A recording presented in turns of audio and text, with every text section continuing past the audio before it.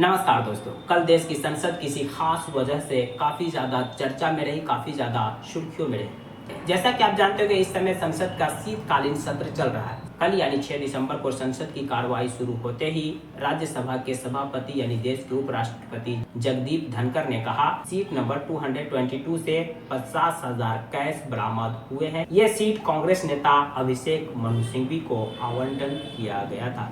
इसको लेकर काफी सियासी बवाल खड़ा हो गया। सियासी बवाल इसलिए खड़ा हो गया कि कांग्रेस के अध्यक्ष मल्लिकार्जुन खड़गे का कहना था कि सभापति जी को इसकी जांच बिना पूरा किए किसी का नाम नहीं लेना चाहिए कि ये सीट बना आदमी का था और उनके सीट से पैसा मिला है। पूरी जांच मुकम्मल हो जाने तक की, यानी ये पैसा कहां से आया, किसने रखा, क्या अभिषेक मनु सिंघवी खुद लेकर गए थे, ये जांच जब तक पूरी मुकम्मल न हो जाते तब तक उनके नाम की घोषणा नहीं करना चाहिए। ये संसदीय मर्यादा के लिए ठीक नहीं है। तो वहीं विपक्ष का एक और आरोप है, जानबूझकर मुद्दा से भटकाने के लिए इस तरह की घटना को अंजाम दिया गया है। यानी कि इस समय जो विपक्ष है वो अडानी के मुद्दे को लेकर के सरकार पर हमलावर है। तो अडानी के मुद्दे से ध्यान भटकाने के लिए इस तरह की घटना को अंजाम दिया गया है। विपक्ष का ये भी आरोप है। अब यहाँ पर सवाल उठता है कि क्या संसद भवन के अंदर कैश लेकर जाना अपराध है? क्या सांसदों को संसद के अंदर कैश लेकर जाने से मना किया गया है? इसको लेकर के कोई नियम कानून है? इसके जवाब में पूर्व संसद के सेक्रेटरी पीडी आचार्य कहते हैं कि इसको लेकर के कोई नियम नहीं है कि सांसद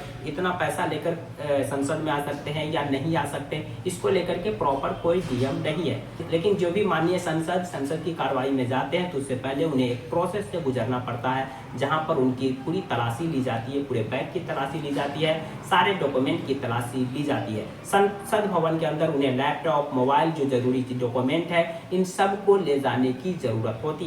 अगर उनके पास जरूरत से ज्यादा कैश होता है तो उन्हें बताना पड़ता है कि हम इतने सारे पैसे क्यों लेकर जा रहे हैं, उनके बारे में उन्हें इन्फॉर्मेशन देना पड़ता है। इसके अलावा अगर वो पैसा किसी सामूहिक कार्य के लिए जा रहे हैं या सार्वजनिक कार्य के लिए तो इसके जवाबदेह संसद होते हैं। यानी कुल मिलाकर ये कहा जाए कि कैश लेकर जाने का नियम नहीं है। अगर लेकर भी चले गए तो ये कोई बहुत बड़ा अपराध नहीं है। तो फिर सवाल यहाँ उठता है कि जब ये कोई बहुत बड़ा अपराध नहीं है तो ये मुद्दा इतना ज्यादा गर्म क्यों है और लगातार विपक्ष इसकी जांच की मांग क्यों कर रहे हैं? इसके पीछे जो एक बड़ी वजह यह है कि अभिषेक मनु सिंघवी ने इस पैसे को लेकर के इनकार कर दिया कि मेरा ये पैसा नहीं था। हम संसद भवन में उस दिन सिर्फ 3 मिनट के लिए गए थे। 12:57 पर संसद भवन के अंदर एंट्री किए। 1 बजे संसद स्थगित हो गया। 1 से लेकर 1:30 बजे तक हम संसद भवन के कैंटीन में डिनर किए और फिर हम कोर्ट के लिए निकल गए। हम ये पैसा लेकर नहीं गए तो हमारी सीट पर पैसा लाकर किसने रखा, इसकी जांच होना चाहिए।